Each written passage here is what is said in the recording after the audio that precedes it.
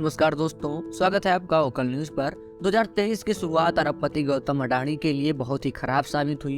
एक हफ्ते में एक रिपोर्ट ने उन्हें अर्श से फर्श तक पहुंचा दिया। अडानी ग्रुप के कंपनियों के शेयर धड़ाम से नीचे गिर गए। इतना ही नहीं, वो अमीर व्यक्तियों की लिस्ट में भी खिसक गए हैं। उन्हें भारी लॉस का तगड़ा झटका लगा है। आइए जानते हैं कि आखिर ये हुआ कैसे एक रिपोर्ट ने उनकी किस्मत बदल दी। दरअसल ये सब कुछ हुआ है अमेरिका की शॉर्ट सेलर कंपनी हिंडनबर्ग की रिपोर्ट के बाद।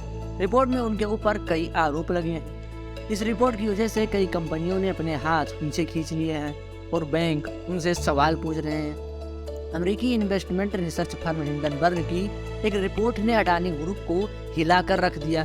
रिपोर्ट में अडानी ग्रुप पर गंभीर आरोप लगाए गए हैं। समूह ने शेयरों में फेरबदल किया और ऑडिट में कथित अनियमितताएं भी की हैं।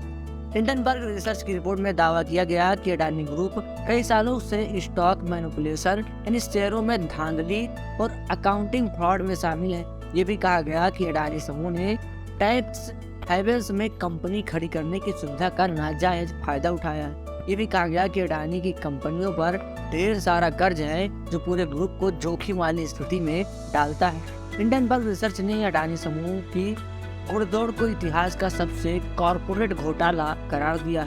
इस रिपोर्ट को आने के बाद 25 जनवरी को ही अडानी समूह की कंपनियों का मार्केट कैप 1 लाख करोड़ कम हो गया था।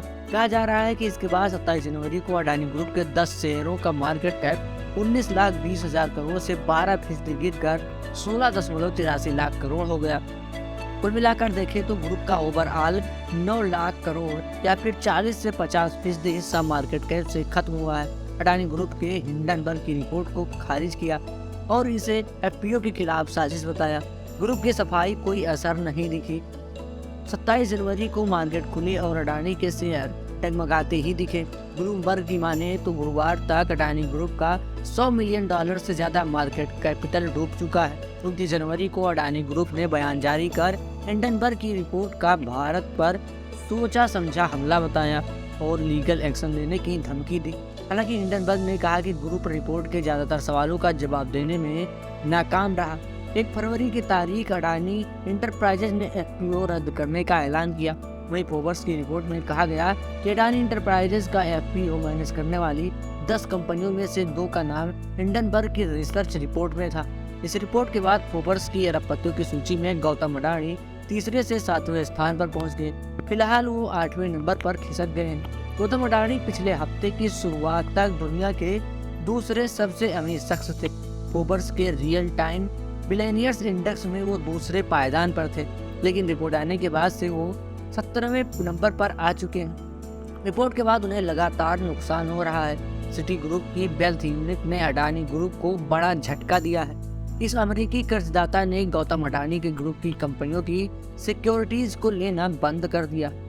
शॉर्ट सेलर हिंडनबर्ग रिसर्च द्वारा धोखाधड़ी के आरोपों के बाद बैंकों ने भारतीय टाइकून के फाइनेंस की जांच शुरू कर दी है। तो वहीं अब बता दें, अडानी ग्रुप को आरबीआई से भी झटका लगा है।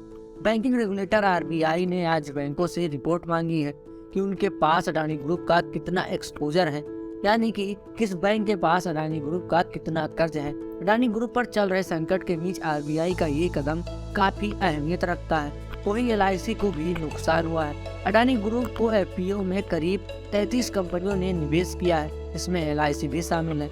एलआईसी का निवेश अन्य निवेशकों से कम है, जबकि एलआईसी के पास करीब 43 लाख करोड़ रुपए की संपत्ति है।